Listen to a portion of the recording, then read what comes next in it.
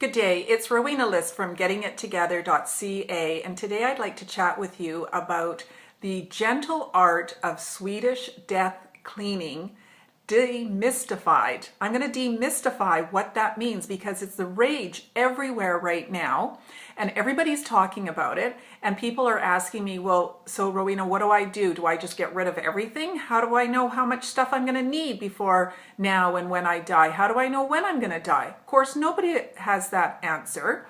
And so what it really means is to just start thinking about paring down your stuff so that your kids don't have to, and it's not left as a big shambles when the time comes that you do pass away.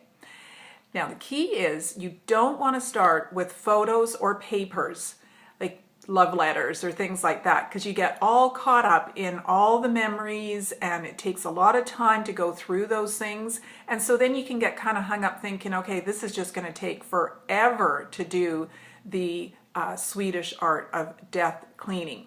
So what you want to do is you want to start with your big ticket items, as I call those. So things that you have not been using for a long time. Things like maybe your fine china or your mother-in-law's fine china and you've been storing that. Those are the sorts of things that you want to pass on and get rid of.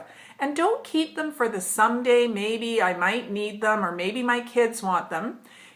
Ask your kids, do they want them?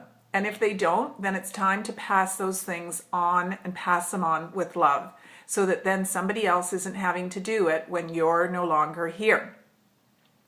The other thing too is that maybe you've got some big furniture or antiques or family heirlooms, so now's the time to be talking to your children about this or other family members, nieces and nephews, and see who really does want these items. Because maybe nobody does. Maybe you've been saving them thinking that everybody wants them, but maybe they don't. So now's the time to have that clarification conversation with them and find out who really wants them. So the fine art, the gentle art of Swedish death cleaning is the word they use is dostadning. Do is the do, the first part is about death, and the stadning is cleaning. Now, I always say that we don't clean when we're professional organizers, we clear. It's all about clearing the clutter, downsizing, getting rid of the things that are no longer serving you. So give this a try. What I suggest is that you take a box, and this box is the to-go box.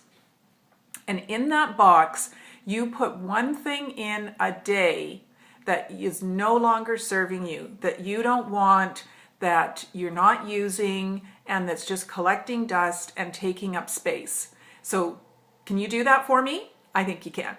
And I'd love to hear from you in the comment box below about how you're doing with this process.